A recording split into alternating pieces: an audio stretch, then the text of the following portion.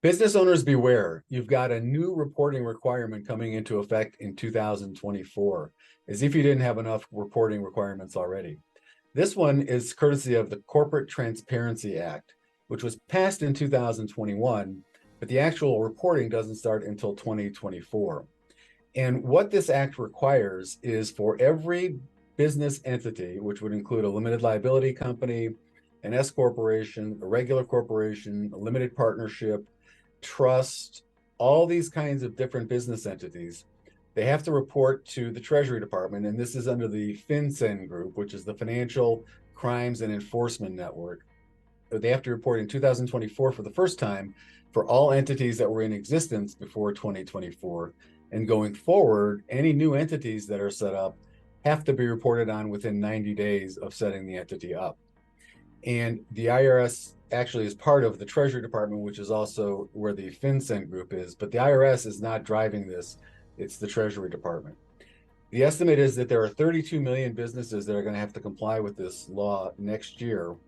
And I think that may even be higher because I'm not really sure anybody has a good handle on how many trusts there are in the US. So it could be more than 32 million. Now, some of these are going to be relatively straightforward if you have a single member limited liability company, and the information required isn't terribly voluminous. It's basically the owner's name and really any other control persons, which could be officers, directors, even key employees, trustees, beneficiaries of trusts. All those sorts of folks are covered by the reporting requirement. So for each one of those, you have to provide the name, the physical address, no post office boxes allowed, and you have to provide a copy of the driver's license or passport of that person to the FinCEN reporting group. So again, it's not terribly voluminous, but when you get into complicated corporate structures, and if you're a business owner and you've got multiple entities, and especially if you've done estate planning and you've got multiple trusts set up, and those trusts have been set up for a while, you may want to go back and take a look at who the beneficiaries are, who the trustees are, and just make sure that everything is in order as you get ready for this new reporting requirement in 2024.